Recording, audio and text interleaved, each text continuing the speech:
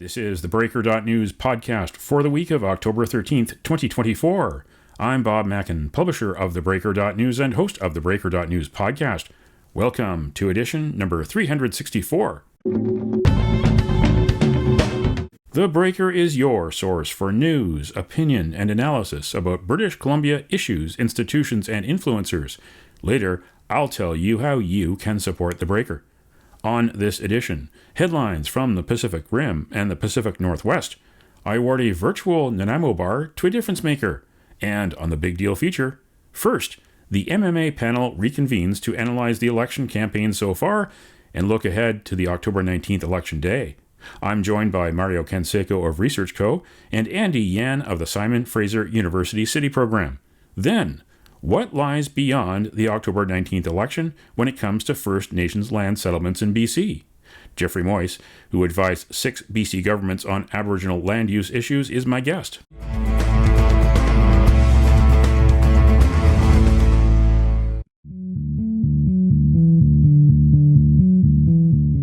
This is the big deal feature on the theBreaker.news podcast.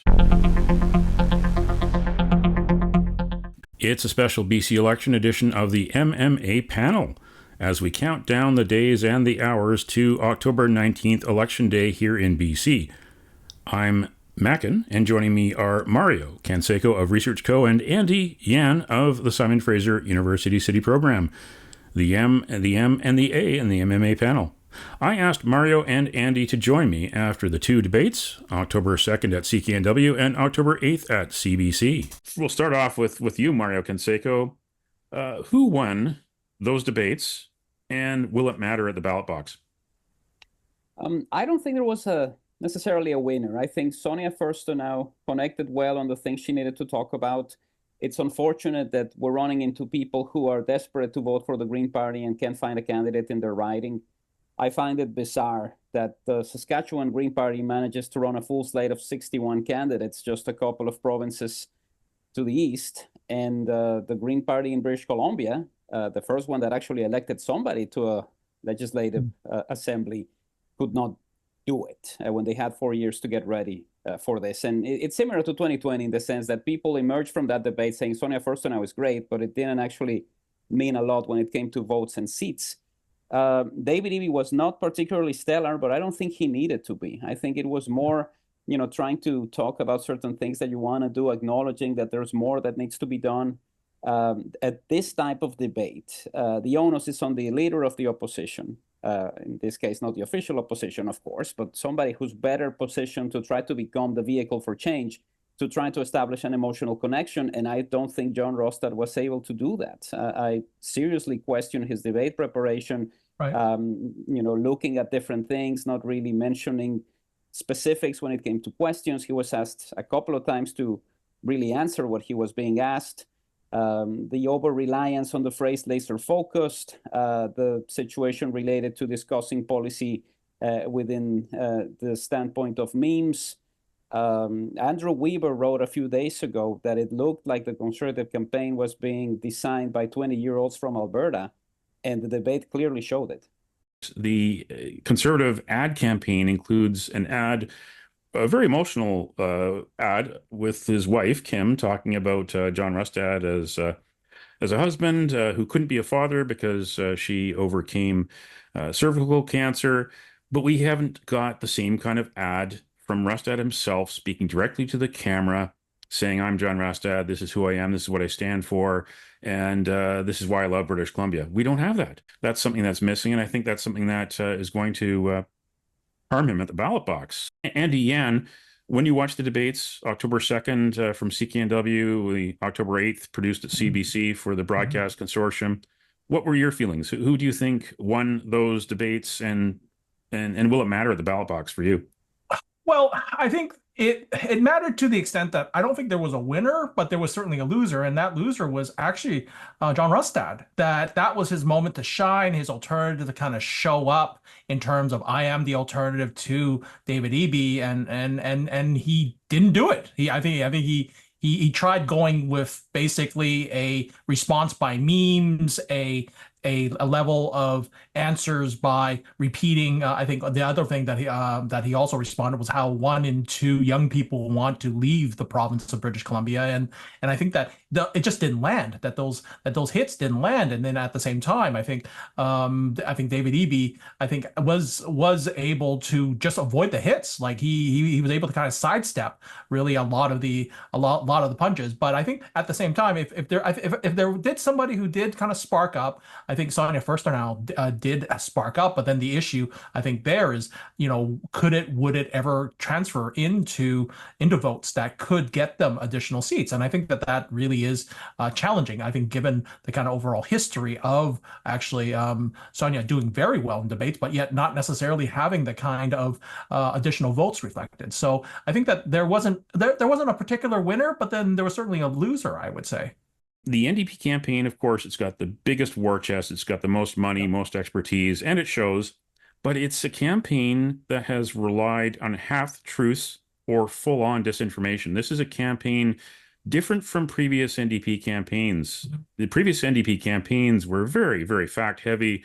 They did their research, they showed their research.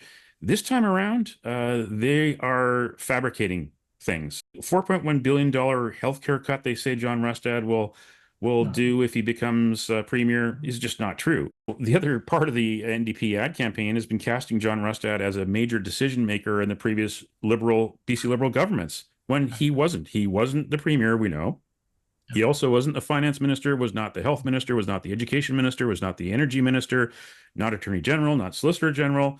He was, under Christy Clark, the Aboriginal Relations Minister and then briefly Forest Minister. Do you think that NDP ad campaign will turn people off? Is this where the median shapes the message? That I think that given all this, it's how everything you've talked about just kind of fits nicely into a meme or into a TikTok video, that this is an assertion in terms of trying to kind of meet into the realities of what's happening in terms of the diminishment of broadcast news and into the rise of social media and the unfortunate issues around how that becomes a vehicle towards misinformation. I think that it's really one through which I think is an interesting question, because and part of it is because the last election was a COVID election, but you got to remember it was also the lowest turnout in almost 25 years of elections in British Columbia. That I think that is actually a larger issue. I think at the same time, I think to the credit of Elections BC, I think they really tried hard to get people aware of an election, just to get people to have various means of participating in an election.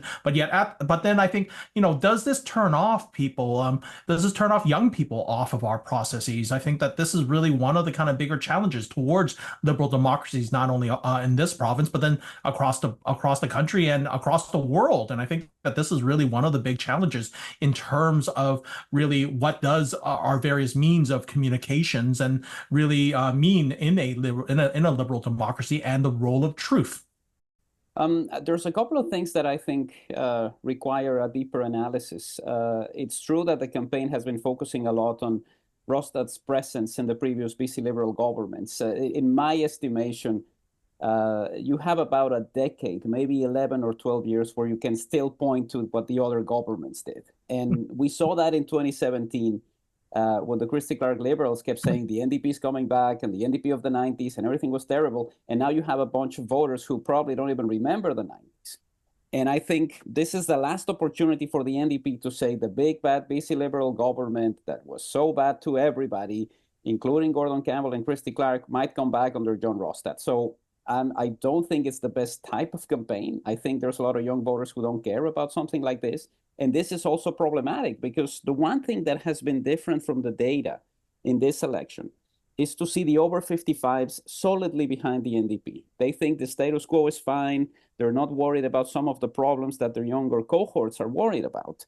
And you have the 18 to 34-year-olds seriously flirting with voting for the Conservatives, not only federally, but also provincially. Now, how is that going to look in the next final days, and whether they actually show up and vote? But it's a fundamental change for a party that was used to, and we can remember the elections of 2009, 2013, when they kept saying, we don't care if the youth won't vote for us. We have the support of the over 55s, and we know they vote at a higher rate, so this is why we're forming the government again. Now it's a completely different situation for them, because the over 55s are not looking at the NDP as the NDP of the 90s that is going to wreck everything. And that is the group that they need to connect with. You don't get to connect with the over 55s through memes. Will any independents break through? If so, where?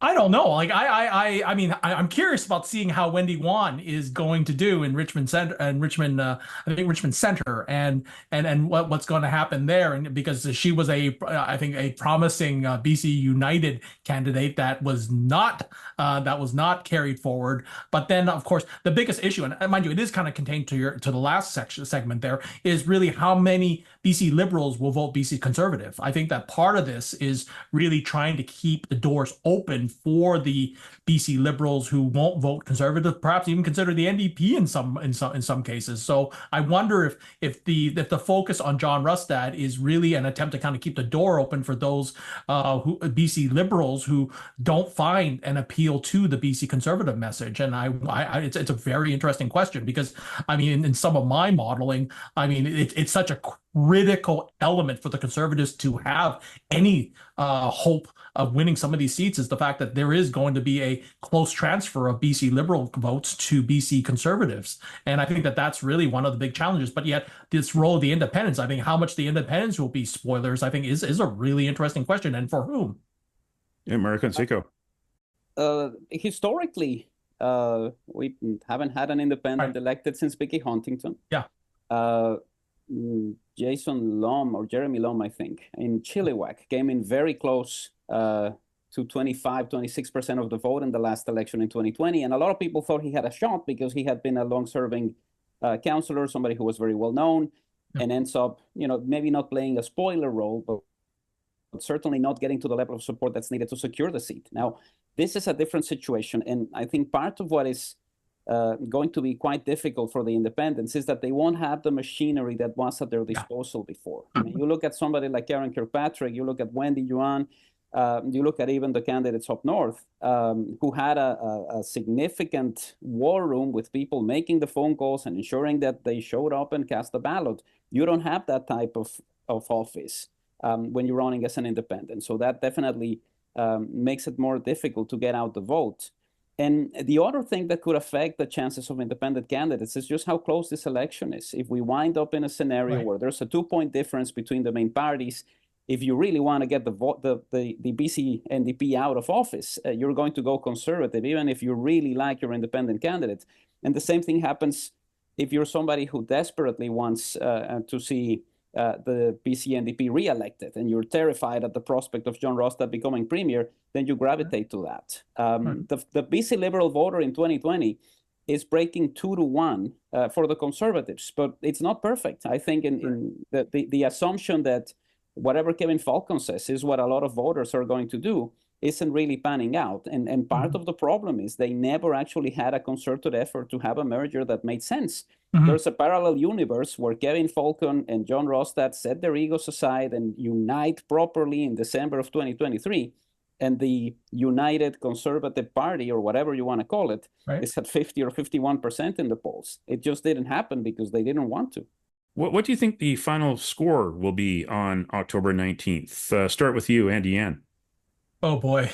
Oh, I'm voting for Curdles. That's basically what I'm going to do. No, I think, I am leaning these days for probably a NDP win with a small election and with a small majority, and a wish that they held this election 3 months ago. That I think when it comes to a seat count, 50, 51, around there. All right, I'm done. Yeah, I'm with Andy. Having to have a BC election followed by a Saskatchewan election followed by a United States election is probably not the best thing for somebody in my position. So I would have been happy if they had done this in May, and they probably would have too, because they were significantly ahead. Yeah. I think it's very close to what Andy was saying. I think the NDP will get to 50 seats. The Conservatives will get about 42. I think there will be one green seat. I think the wild card here is going to be Chris Hergesheimer, who is running in Sunshine Coast. I think it'll be very difficult to get more than that, and I don't see any independents winning at this particular stage. But you could look at this in very different ways the day after. You could say, okay, David Eby managed to get a majority, but there were moments when it seemed more attainable. And ultimately, I think this causes a new race on October 20th, which is what happens with the Conservative Party.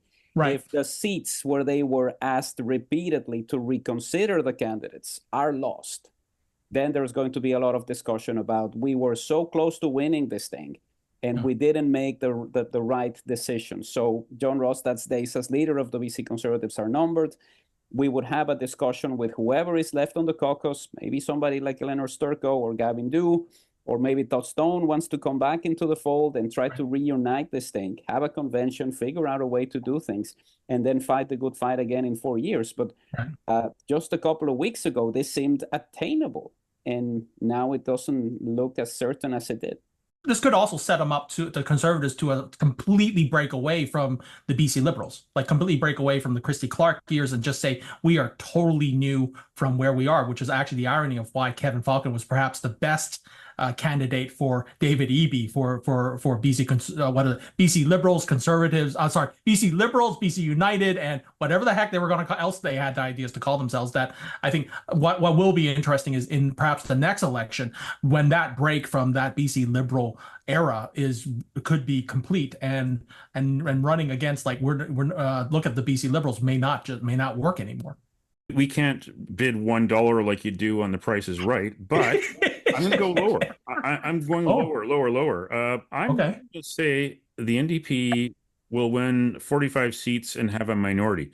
And they'll be talking to a couple other MLAs and offer them some sweet deals to come on over to support them. Confidence of supply agreement or cabinet seat. Something's gonna happen there. They're going to have to do some post October 19th politicking to stay in power. I think that there's enough people that are unhappy with the NDP across the province, but maybe not happy enough to join the Conservatives. But I think there's going to be some losses along the way. But I don't think it's going to be enough to sink the NDP. I think we're in a very polarized situation, like we are nationally and have been for several years. The right and the left and the middle wondering where to go because the middle is bigger. So I think that's what I'm saying. 45 seat NDP minority, just a hair below where they need to be in majority territory. So that's where we are. And all right, beers on a patio. We'll put beers on a patio, but we'll have to kind of, I think, insulate up. Bob wants 2017 again. It's interesting. At least it's not 1996, you know. When, by the way, the #1 song in Canada, Ironic by Alanis Morissette. Gordon Campbell gets more votes, but fewer seats. Well, I've got one hand in my pocket, the other hand on the button about to end the recording. Thanks again for joining us on the podcast, the MMA panel. I'm the first M, Mackin, and we got the other M, Mario, as in Mario Canseco from Research Co., and the A is as in Andy Yan, the director of the City program from Simon Fraser University, the Duke of Data. Thanks again.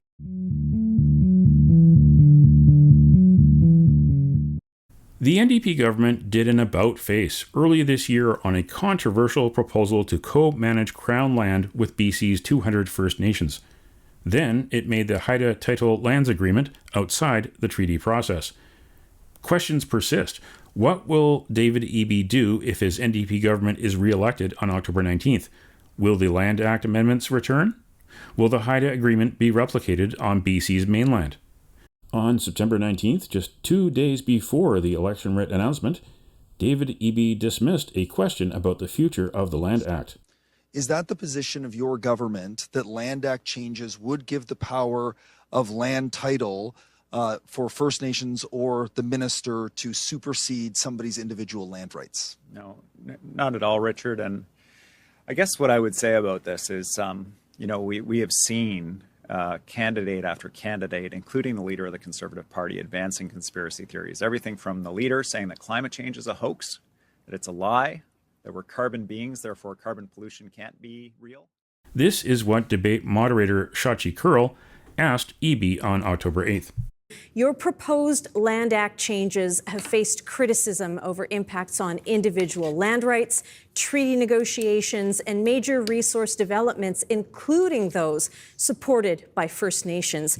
If you win this election, will you again attempt to amend the Land Act? No, we won't, Sonia. And the reason is that we need to make sure that we have the confidence of British Columbians in doing this critically important work. Time and again, the courts have ruled in favor of Aboriginal titles. So when you, as Premier, are in a situation where you are negotiating over what to do with Crown land, which is considered public land, whose interests are you prioritizing? Well, that's a critically important question, Shachi. Thank you. And the best way I can describe it to you is to talk to you about the agreement we did with the Haida people. You know, recognizing Haida title, everybody knew the government wasn't going to win in court. Haida have been there since time immemorial. They've got their own governance. They've been looking after different functions. And so when we entered into an agreement with the Haida, it was to make sure that we were sitting down as partners at a table with shared responsibility. We're going to work it out. We're not going to go to court. And that's what we did. That's how we got to an agreement with the Haida. But on October 9th, the day after the debate, this headline in The Guardian: "It's path-breaking British Columbia's blueprint for decolonization. First Nations are negotiating with government on sharing crucial decisions over forestry, mining, and construction." The Royal Proclamation of 1763 said Aboriginal people were not to be dispossessed of their land without a treaty. BC, however, is unique in Canada. Most of the 200 First Nations have no treaty. Section 35 of the 1982 Constitution recognizes the inherent right of self-government for Aboriginal people, but it does not define it. Not until the 1990s did making treaties with First Nations become a priority in BC, but it has proceeded at glacial speed. BC's process to make treaties with the federal government and individual First Nations is now 32 years old, but there are only 7 treaties for self-government. 30 First Nations are negotiating, but 28 are not. Many First Nations leaders complain that millions of dollars go to lawyers rather than to educating the next generation of First Nations children who are living in poverty on reserves. In 2019, John Horgan's NDP government adopted the United Nations Declaration on the Rights of Indigenous Peoples. It is not a treaty or binding international law, but Horgan began it as a project that is reconciliation themed to align BC's laws with the principles of UNDRIP. My guest is retired lawyer Geoffrey Moyse. He's the former executive counsel in the Office of the Deputy Attorney General for British Columbia. He joined the BC government in 1991 when the province joined the Nisga'a negotiations. Geoffrey Moyse advised 6 BC governments over 30 years on Aboriginal land issues. He says a sleeper issue in the October 19th election is the future of Crown land and possibly private land in British Columbia. Now, early this year, we found out that the NDP government wanted to amend the Land Act to share management of Crown lands with First Nations. It took a step back. It decided not to because of political pressure when it became public. But one thing that did happen was the NDP government made a unilateral declaration of Aboriginal title for Haida Gwaii, for the Haida people. These two major announcements, 2 major initiatives, one that didn't happen this year, but one that did happen this year, how they're related and what they mean for British Columbians. Sure. Okay, so let's start with the Land Act proposed amendments. You might want to know where those came from. And the answer is in the DRIPA legislation, that's the provincial legislation which mentions UNDRIP. In the DRIPA legislation, Section 3 is the section that says there's going to be this process of trying to bring British Columbia laws into conformity with the Articles of UNDRIP. But Section 7 of DRIPA actually says that the government can enter into agreements with Indigenous governments under which they either jointly share decision-making or Indigenous government's consent has to be obtained before the provincial government can make a decision. Now, those 2 provisions, in my view, are both undemocratic and I think probably unconstitutional, because I'm not sure in my mind that the province actually had the constitutional authority to unilaterally pass TRIPA in the first place. Now, I am aware that the residents of Pender Harbour, the Pender Harbour Residents Association, are actually bringing a constitutional challenge to the TRIPA legislation as a result of a series of steps in their area under which Seashell First Nation are being proposed to have veto power over dock management issues and dock allocations. So Section 7 is very important, because Section 7 is what basically says, well, we can do agreements with Indigenous governments anywhere we want in the province over any land which we so choose. And we can require either they will make all the decisions jointly with us, the province, or even worse, they will be given a veto power over any decisions we want to make before we make them. Now, the Land Act amendments were born out of Section 7 and this view that it's appropriate somehow to have joint decision-making between First Nations and the government over land and resources in British Columbia. We're talking about lands that haven't been proven to be Aboriginal title lands under Canadian law. We're talking about the land that hasn't had Aboriginal title declarations made on it. So those two provisions were very much in this notion of making the Land Act consistent with UNDRIP. And so the government, I think, believes that participation in decision-making is mandated in UNDRIP. They clearly believe that the requirement for consent is mandated in UNDRIP. And as I say, have gone well beyond, in my view, Canadian constitutional law in trying to push those concepts into things like an amended Land Act to provide for joint or consent-based decision-making.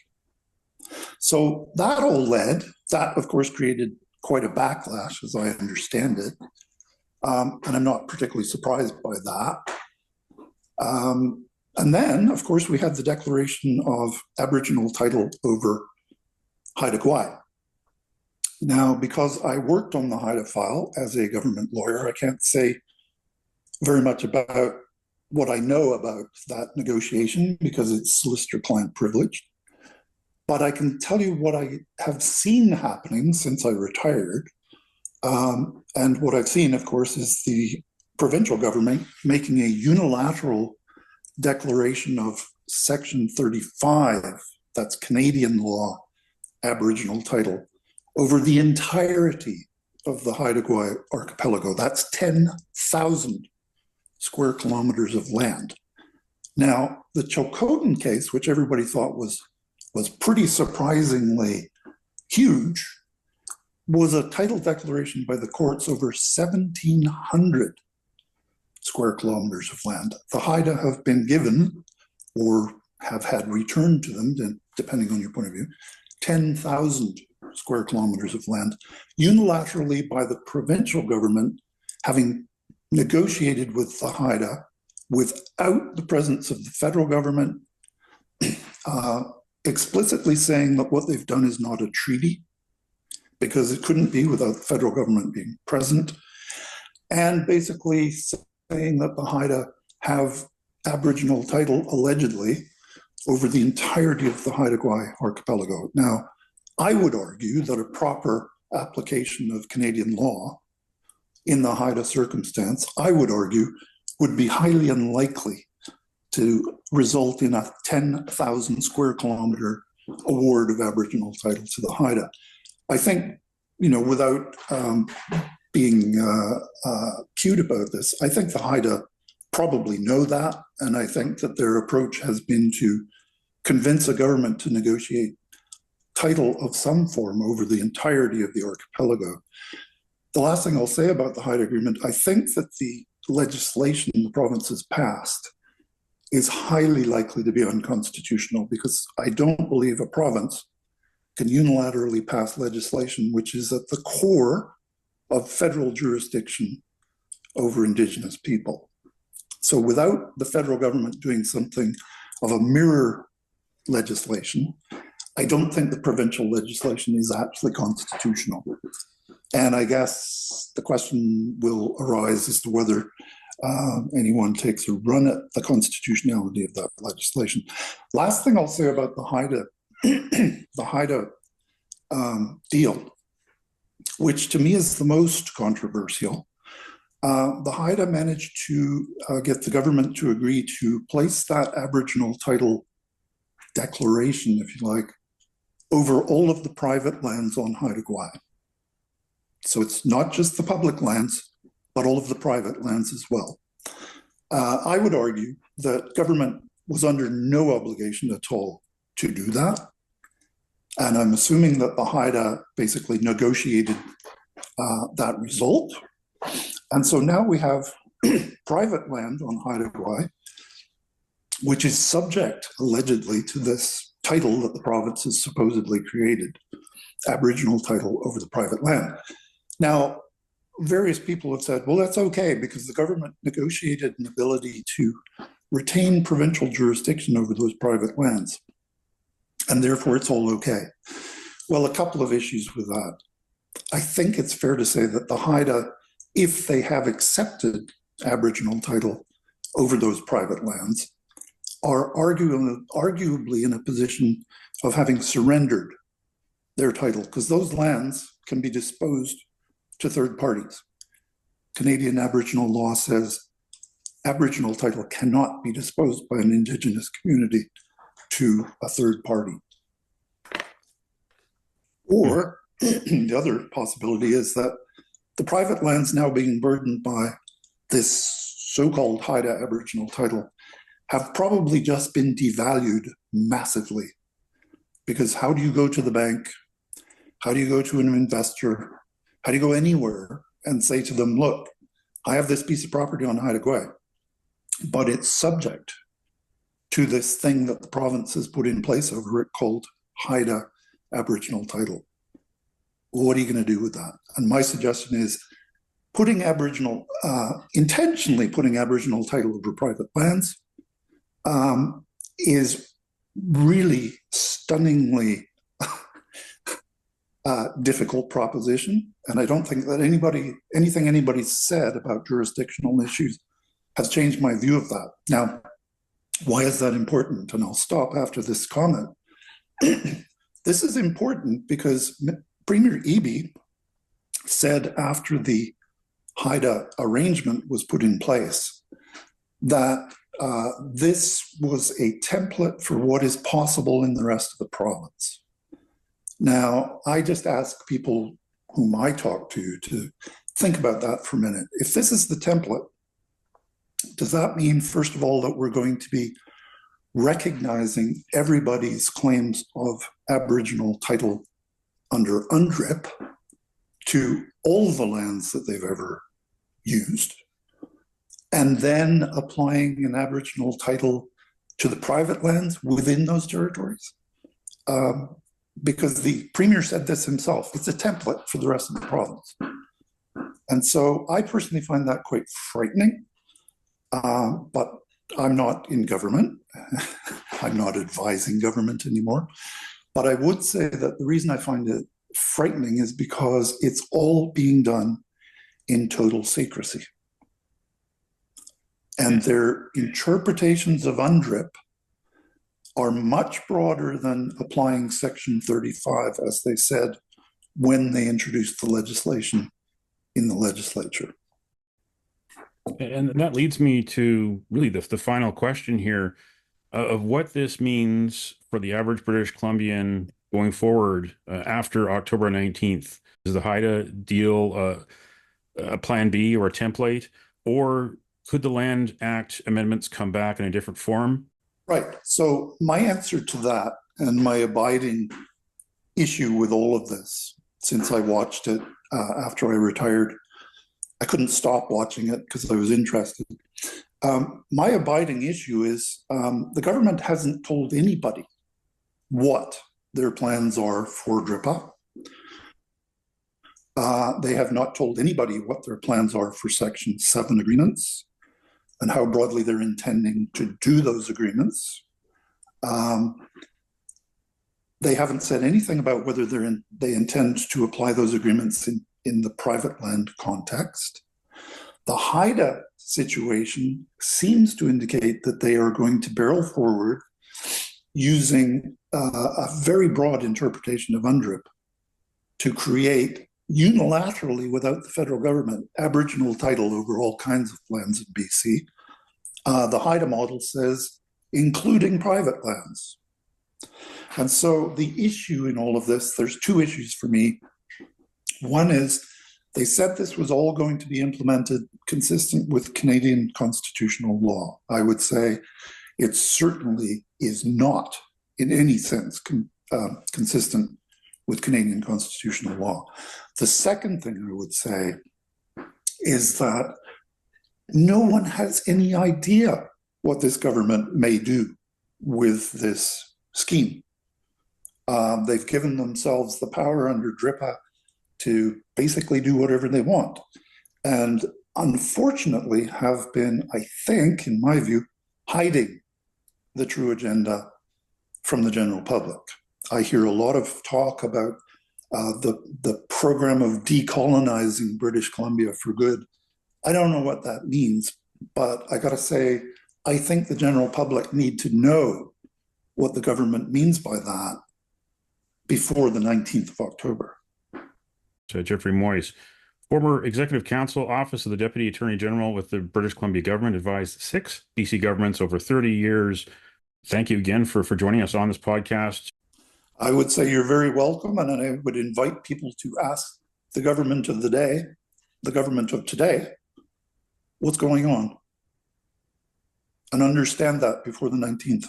That was my guest, Geoffrey Moyse, former Executive Counsel in the Office of the Deputy Attorney General for British Columbia. To listen to the full interview, including historical background on the history of First Nations treaty making and land settlements in BC, go to bobmackin.substack.com starting October 14th.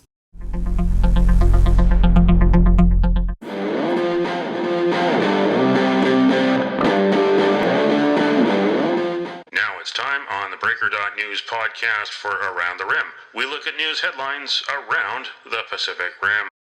In the Taiwan news, dual citizenship petition for foreign residents in Taiwan meets signature threshold. Government expected to deliberate on proposal and issue response within 2 months. The Crossroads Group's petition reached its necessary goal in early October, achieving over 5,200 signatures weeks before the deadline of October 20th. The 38,000 foreigners who have obtained permanent residence, quote, lack equal access to many public services, assistance, and benefits afforded to citizens, as well as representation in public affairs, end quote. In Hong Kong Free Press, U.S. chain Garrett Popcorn announces departure from Hong Kong in 13 years amid wave of business closures. Founded in 1949, Garrett Popcorn is based in Chicago and has overseas branches in 9 countries and territories. It currently has 10 stores in Singapore and 4 in Hong Kong. The announcement came amid a wave of business closures, especially from the food and beverage sector over the past year.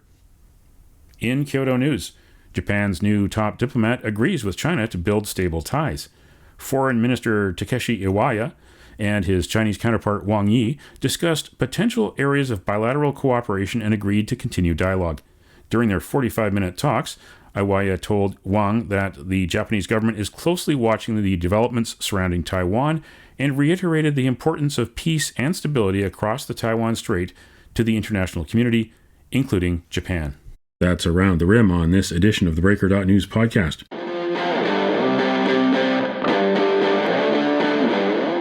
Now it's time on the theBreaker.news podcast for Cascadia Calling.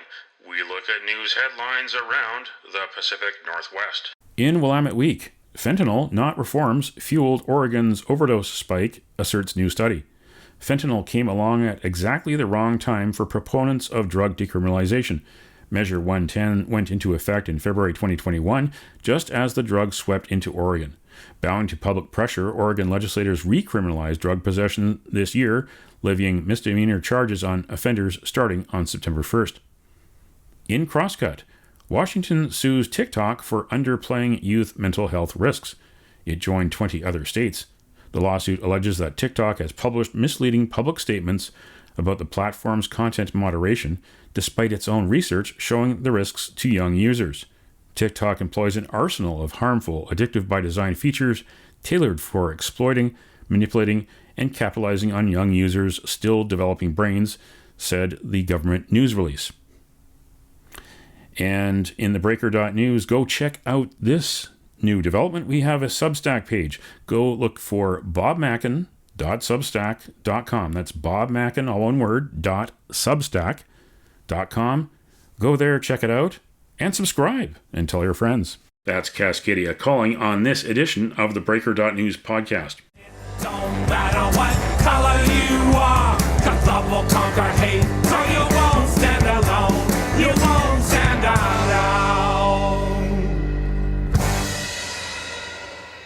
The virtual Nanaimo Bar, brought to you by Spruce Hill Contracting. Every week we end the Breaker.news podcast on a tasty note by awarding the goodness of a virtual Nanaimo bar to people making a difference. A virtual version of the province's favorite dessert bar goes this week to the unsung heroes who are helping people find clean, safe, and affordable housing in BC. Thank you for all you do. We need more of you, and we need more housing in BC. It's Homelessness Action Week in BC from October 13th to 19th. And you can nominate someone for a virtual Nanaimo bar. Send me an email to bob@theBreaker.news.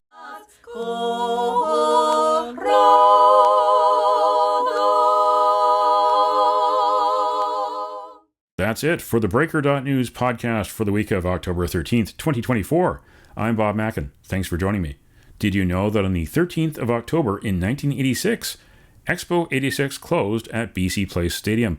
Vancouver's World's Fair on transportation and communication on the shores of False Creek and at Canada Place. It opened May 2nd, 1986. By the time it was over, the attendance was 22.1 million people. Now you know. Send me your feedback. Send me your story ideas to bob@theBreaker.news. Bookmark theBreaker.news.